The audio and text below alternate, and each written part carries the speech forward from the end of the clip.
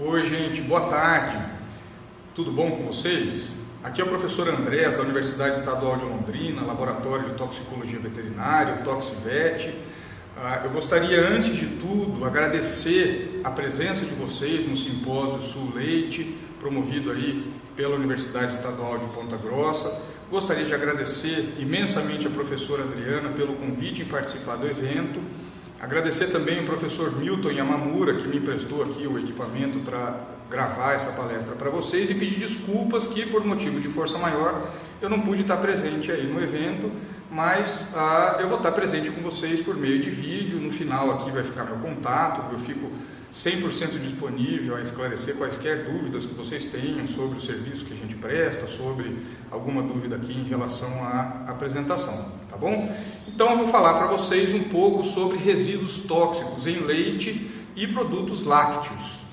Aqui nessa apresentação eu vou começar falando rapidamente sobre a fisiologia da produção do leite, para a gente entender como que esse agente tóxico vai chegar lá no leite, no produto lácteo, falar sobre alguns princípios da toxicologia, sobre os principais resíduos tóxicos encontrados em leite e seus derivados, e trazer para vocês alguns casos notáveis, né, que servem como um lembrete de como, exemplos, né, de como a gente não deve fazer a produção e como fazer o gerenciamento aí na cadeia da produção de leite, tá? E um pouquinho sobre as perspectivas aí, tanto de mercado quanto do trabalho que a gente desenvolve aqui na nossa universidade, nos nossos laboratórios, né?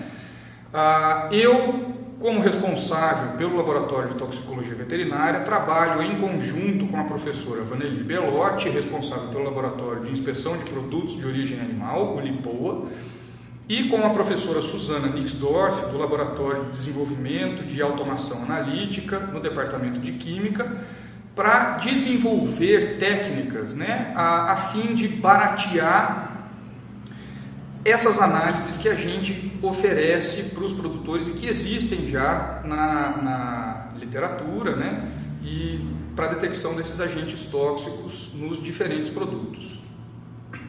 Então, um pouquinho, assim, muito rápido sobre a fisiologia da produção do leite, né?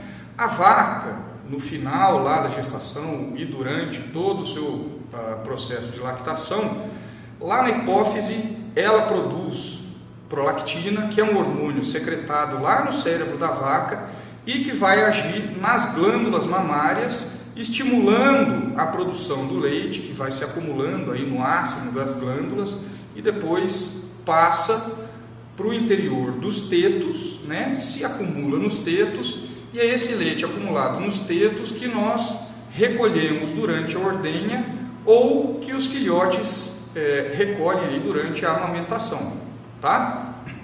Então, sobre os constituintes do leite, o leite ele é formado em sua maior parte de água, né? Aí quase 90% de água, aproximadamente 4% de gordura, 3,3% em média por cento de proteína e aproximadamente 5% de lactose, que é o açúcar do leite, né? Um carboidrato presente aí no leite. E todos estes componentes provêm do sangue. Aqui nós temos a estrutura da glândula mamária, né? Onde a gente pode ver o ácino da glândula. E em volta da glândula toda mamária nós temos vasos sanguíneos, vasos que trazem o sangue, que são as artérias, e vasos que levam o sangue, que são as veias. Todos esses componentes que fazem parte da composição do leite, eles vêm pelo sangue do animal, né? Então o animal ele ingere os alimentos, ele digere os alimentos, absorve, esses alimentos caem na corrente sanguínea e são distribuídos pelo corpo. Os agentes tóxicos fazem, né, na verdade, com os agentes tóxicos acontece a mesma coisa. Esses agentes eles são ingeridos, são absorvidos e caem na corrente sanguínea, né, se distribuindo pelo corpo do animal. Lá na glândula mamária, a gente sabe que essa membrana, né, que faz a filtração do sangue para a produção do leite, ela não é capaz de impedir a passagem de moléculas pequenas, como a grande maioria dos agentes tóxicos que a gente tem. Então, nós sabemos que a concentração dos agentes tóxicos no plasma sanguíneo do animal é muito semelhante à concentração dos agentes tóxicos no leite, né? Então, esses agentes tóxicos aos quais o animal tem acesso, com os quais ele tem contato, são absorvidos, circulam pela corrente sanguínea e acabam passando lá pela membrana da glândula mamária e contaminando o leite. Então, eu vou falar sobre alguns princípios da toxicologia para situar, né, a minha explicação e para que vocês entendam todos esses conceitos aí ao redor dos efeitos tóxicos e os problemas relacionados à ocorrência desses agentes tóxicos no leite e nos produtos lácteos. Tá? Então, primeiro de tudo, a relação com a dose, né? Este senhor que está representado ali naquela figura é um famoso médico, cientista do século XVI chamado de Paracelsus, e ele já dizia que somente a dose faz o veneno. Tudo, né, em outras palavras, tudo pode ser veneno e nada é veneno, o que depende é a dose. Tá? Por exemplo, uma pessoa que toma muita água pode desenvolver um quadro chamado de hiponatremia, que é uma deficiência de sódio no sangue, e isso gera um quadro clínico. Então, a água em grandes doses, em grandes concentrações, também pode causar efeitos negativos no corpo de um indivíduo. Tá? Mas a gente sabe que não é somente a dose que causa o efeito tóxico, que causa o efeito deletério, né? O tempo também é importante. Então, o efeito tóxico final, né, o dano final, ele depende da concentração do agente tóxico e do tempo de exposição. Tá?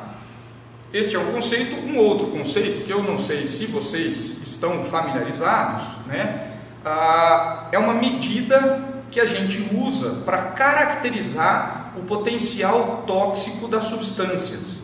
Essa medida se chama DL50, ou seja, a dose letal 50. Tá? Aqui no caso é a sigla em inglês Lethal Dose 50, mas é exatamente a mesma coisa. E do que se trata essa DL50?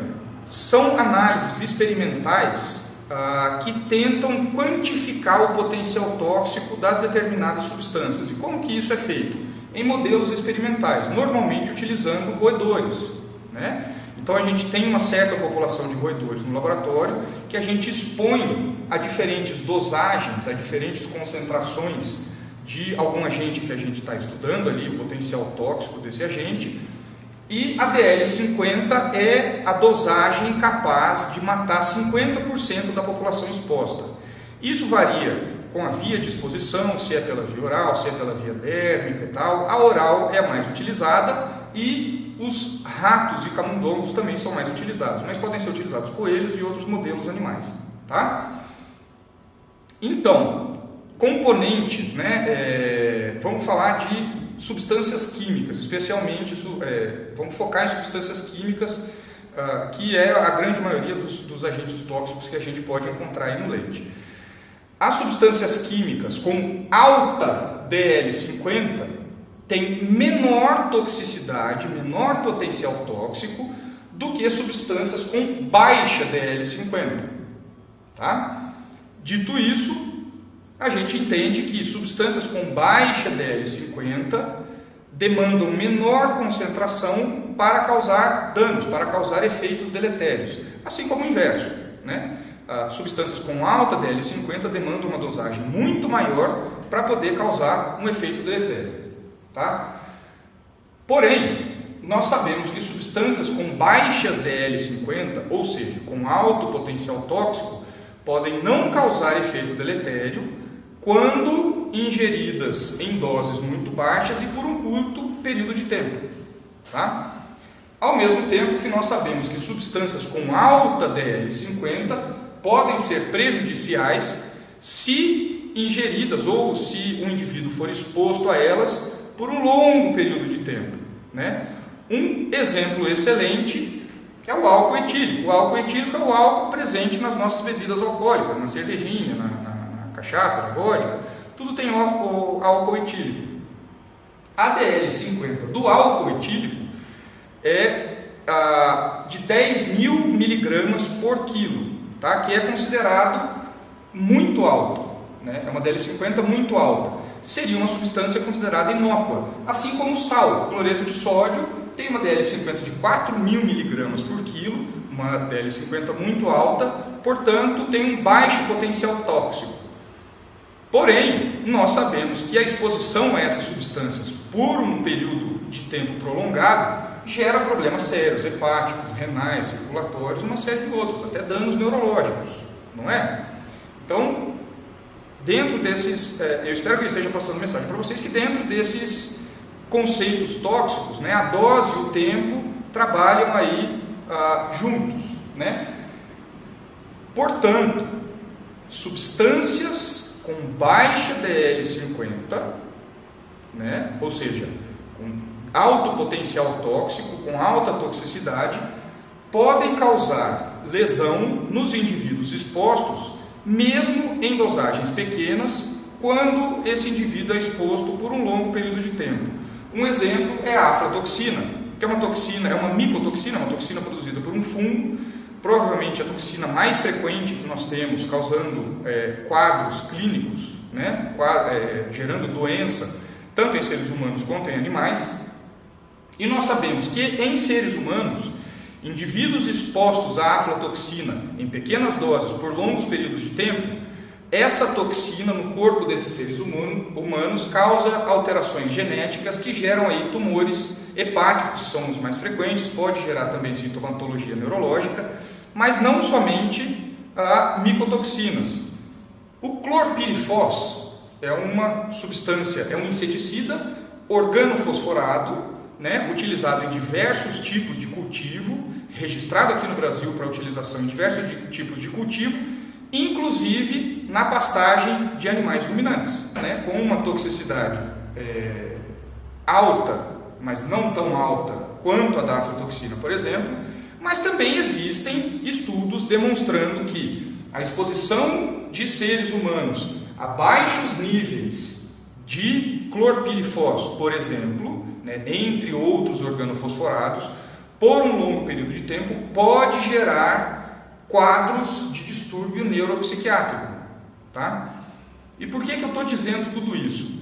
Porque, na verdade, nós temos na legislação limites de presença de substâncias nos nossos produtos, nos produtos que a gente consome, etc., né?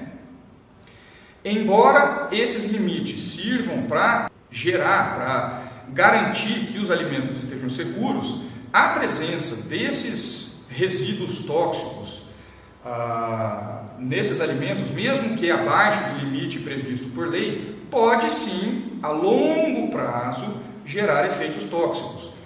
Esses estudos são realizados com seres humanos, analisam uma coisa mais próxima da realidade. Os estudos realizados com modelos de roedores, por exemplo, quando a gente faz estudos de exposição crônica com roedores, a gente não consegue fazer por um período semelhante ao nosso período de vida, ao nosso período de exposição, porque o roedor tem uma vida muito curta. Nossos modelos experimentais têm uma vida muito curta, muito diferente da vida do ser humano, tá? Então, esse é um ponto que a gente deve levar em consideração quando fala de resíduo tóxico em produtos de origem animal e, no caso aqui dessa apresentação, do leite. Tá? E quais seriam esses resíduos tóxicos? Quais são os principais resíduos tóxicos presentes no leite e nos produtos lácteos? Bom, nós podemos dividi-los em dois períodos, né? Como que esses resíduos, como que esses agentes tóxicos vão aparecer no leite, né? Depende aí da fase, o tipo de resíduo depende da fase em que o animal foi exposto. No caso, na pré-ordenha, nós temos antibióticos, antiparasitários e hormônios, né? Drogas que a gente utiliza no tratamento dos animais, né? Na profilaxia de doenças, no tratamento de doenças clínicas, em protocolos de reprodução, no caso de inseminação artificial em tempo fixo, por exemplo, né?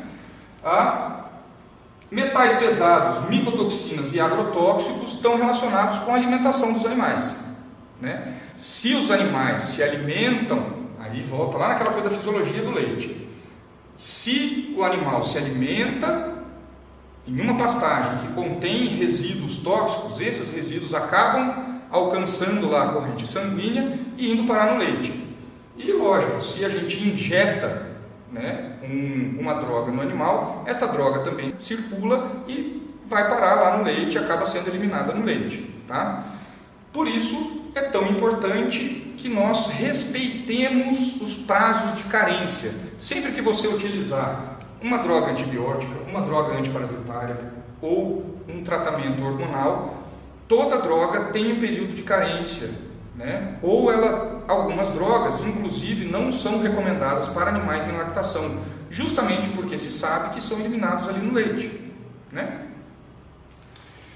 Em relação ao período pós-ordenha, os resíduos tóxicos, no caso pós-ordenha, né, já saiu do animal. Então, esses resíduos tóxicos estão, em geral, relacionados a fraudes, né? Então, nós temos conservantes que podem ser adicionados ali ao leite, né? O peróxido de hidrogênio, formol, que tem um caso recente muito grave, né, aqui no Brasil, hipoclorito de sódio. Estes conservantes, para que servem esses conservantes? Para mascarar uma contaminação bacteriana, um leite de má qualidade, ou aumentar a vida útil do leite, né? Às vezes,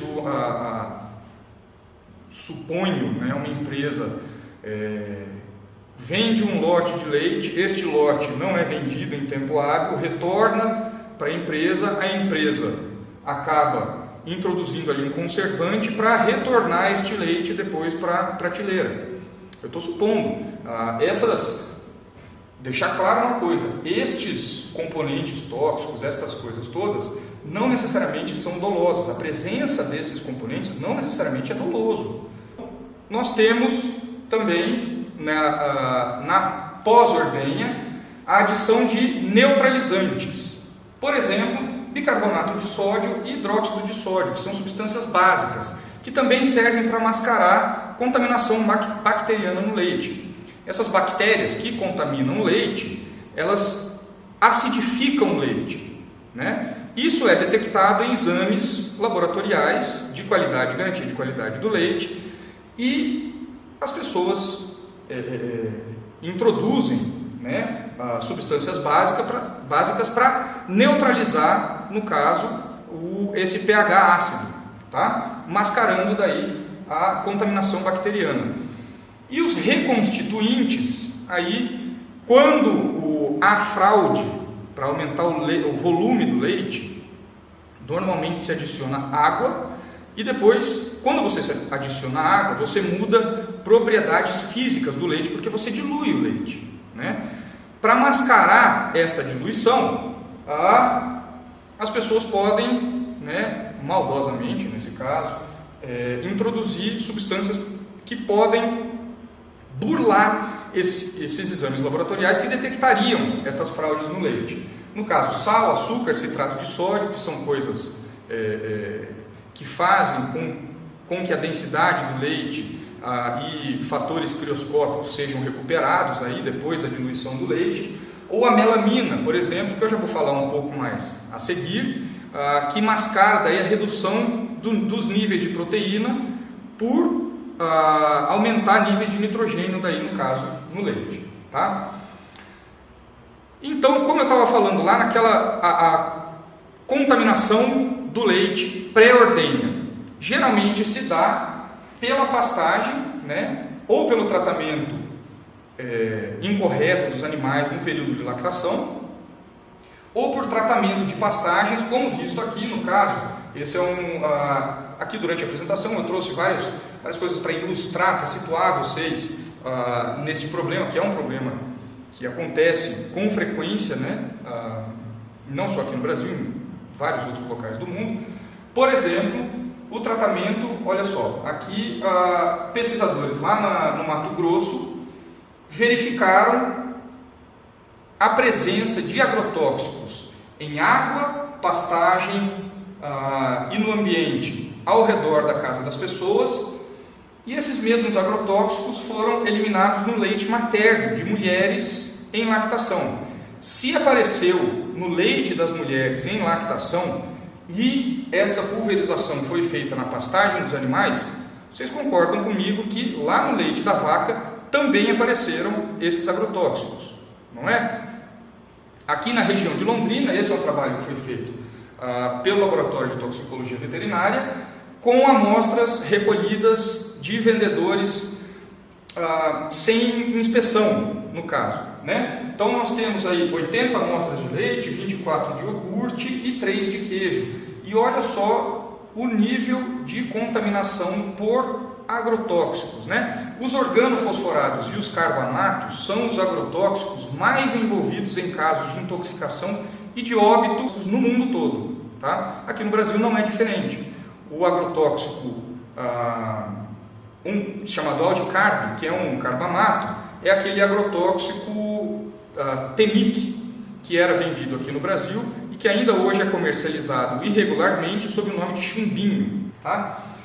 Esse é um trabalho que foi desenvolvido em parceria com o Laboratório de Inspeção de Produtos de Origem Animal, aqui o LIPOA, entre o Toxivet e o LIPOA, onde foi verificada exatamente esta relação, tá? Em propriedades onde foi detectado foram detectados, no caso, carbamatos e organofosforados na ração e na água oferecida, né, na alimentação animal e na água oferecida pelos animais, os mesmos organofosforados e carbamatos foram encontrados no leite produzido pelos animais, tá?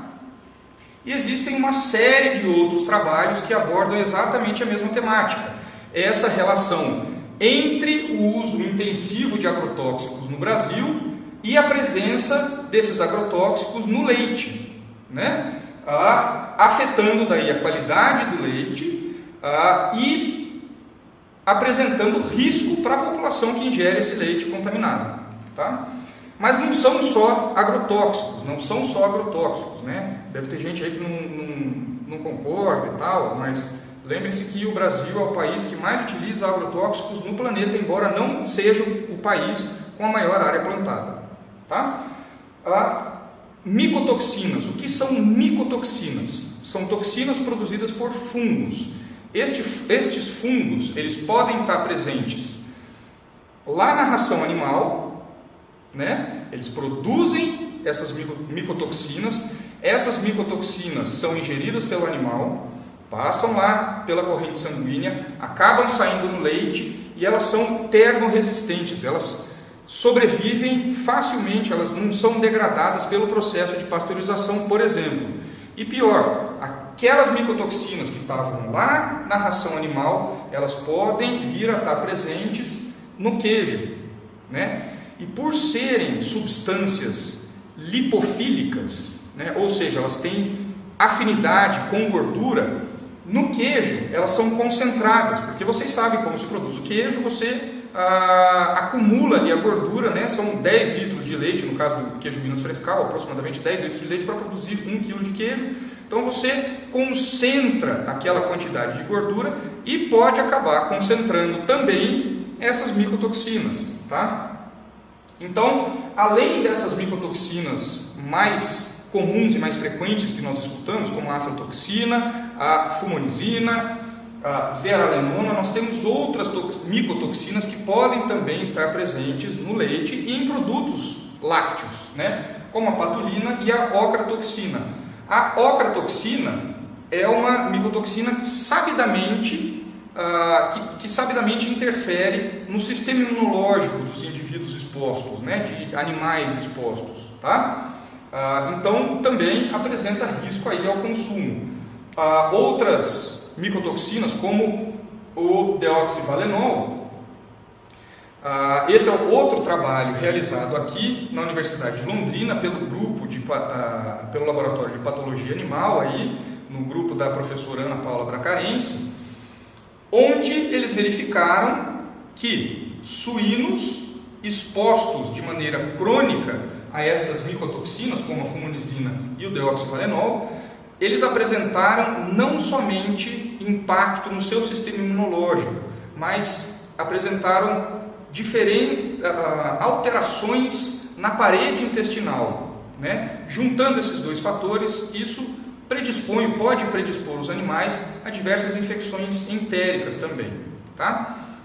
Isso só exemplificando alguns dos principais agentes tóxicos e o risco da presença desses agentes tóxicos, tanto aí no leite quanto em produtos lácteos, tá?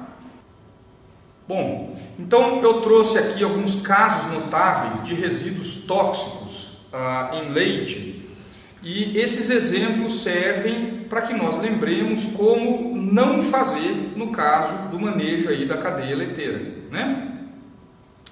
Então, só exemplificando a importância, né, desses agentes tóxicos na alimentação, tanto humana quanto em animal, a aflatoxina, que é uma toxina que a gente conhece muito bem hoje em dia, lá na década de 60, e olha só que coincidência, na Grã-Bretanha, na década de 60, foi detectada uma mortalidade maciça em aves, principalmente perus, e não se sabia por quê, né? E por que eu falei da coincidência?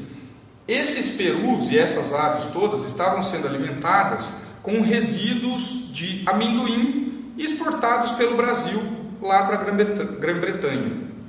E depois de uma série de estudos, né, eles perceberam que isso deveria ter uma etiologia tóxica, porque esses perus eles estavam bem, eles se apresentavam bem de saúde e repentinamente todos iam a óbito, né? Essa doença foi chamada de doença X do peru, porque era uma doença desconhecida e que posteriormente foi identificada como aflatoxina presente nessa torta de amendoim exportada aqui do Brasil lá para as Ilhas Britânicas, lá para a Europa, tá?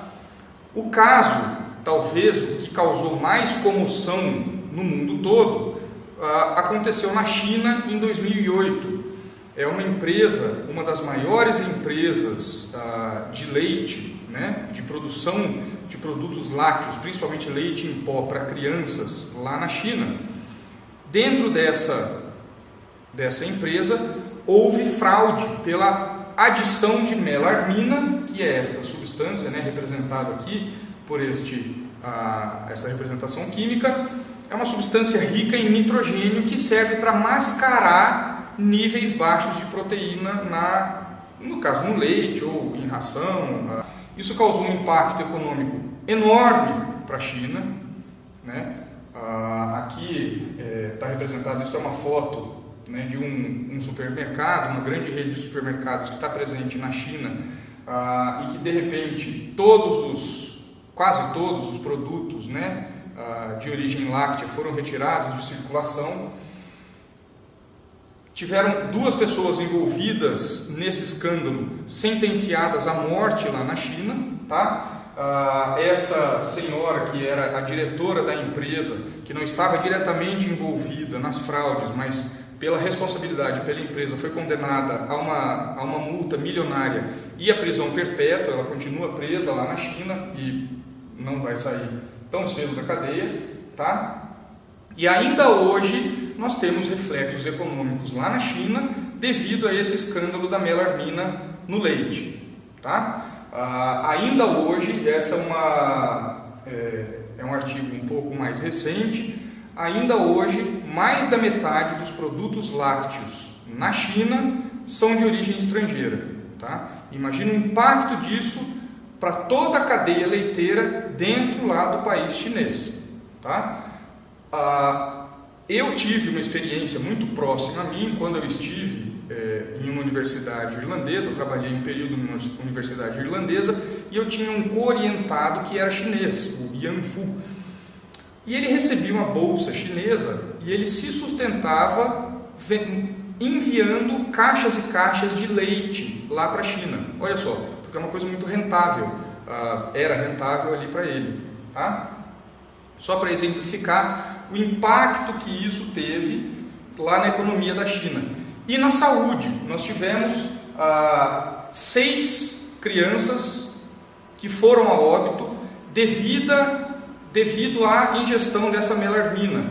Eram formados pedras nos rins dessas crianças. Então nós tivemos 6 óbitos e mais de 300 mil crianças exibindo sintomatologia clínica devido à ingestão desse leite contaminado com melarmina, tá? Aqui no Brasil, recentemente, lá em 2013, nós tivemos também um grande escândalo de leiterias da região sul que fraudaram o leite, adicionando formol e outras substâncias como conservantes do leite. Só para vocês terem uma noção, o formol é uma das substâncias mais tóxicas conhecidas pelo ser humano, tá? Inclusive em laboratórios de anatomia, hoje em dia existem diversas pesquisas no intuito de substituir o formol na conservação de peças para estudos anatômicos. Tamanha a toxicidade dessa substância para seres humanos, tá? Isso teve, né, não somente formol, mas soda cáustica, água oxigenada, que são todos aqueles todas aquelas substâncias que são adicionadas ao leite, no caso, para encobrir má qualidade ou fraude, né, na produção leiteira, e diversas marcas foram envolvidas no escândalo, mas a Parmalat, de acordo com informações aí presentes na mídia, foi a que mais sofreu economicamente com esse escândalo. E só finalizando aqui, agora, recentemente, né, essas pessoas envolvidas, né, em parte desse escândalo, no estado lá de Santa Catarina, foram condenadas e a prisão de todas elas juntas supera 125 anos de prisão, tá? Considerando que eles adicionaram, né, soda cáustica, água oxigenada, ureia, diversos outros constituintes que sabidamente são tóxicos para a ingestão humana, eu acho que a pena deles foi até leve, tá? E finalizando aqui, vamos falar um pouco sobre as perspectivas aqui para o Brasil sobre o mercado leiteiro. Vocês já sabem, né, o Brasil é o quarto, né, país, o quarto maior produtor de leite do mundo, mas nós temos potencial para sermos os primeiros. Veja só, os Estados Unidos, com uma quantidade de animais muito inferior, é capaz de produzir muito mais leite, como? Pela otimização da produção individual, né? As vacas deles produzem, em média, quase 10 vezes mais do que as vacas brasileiras, e isso reflete em diversos pontos aqui do nosso mercado. Esse é um relatório produzido pelo governo americano sobre as perspectivas ao mercado brasileiro, sobre a realidade do mercado brasileiro, as perspectivas para o mercado brasileiro. E veja só, nesse relatório deles, eles falam que não há estatísticas oficiais sobre a produção e o consumo de queijos aqui no Brasil. Então, nós não sabemos, né? Ninguém sabe, na verdade, qual é o tamanho desse mercado. Existem estimativas que estão ao redor de 3,23 quilos por ano por habitante, né? Que está muito abaixo da média recomendada pela FAO, tá? Que é de 9 quilos por pessoa ao ano, né? E o que os americanos dizem? Que há oportunidades para produtores lá, né? Produtores de queijo aqui no Brasil, tá? Produtores de queijo americanos aqui no Brasil. Existe mercado, porque o nosso mercado apresenta baixa diversidade e espaço para crescimento.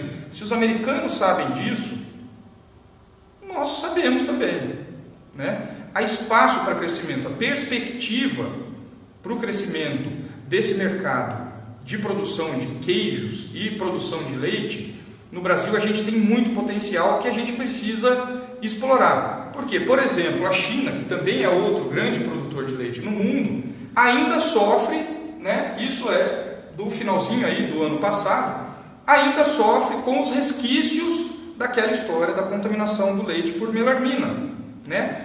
Ainda é assustador comprar leite na China.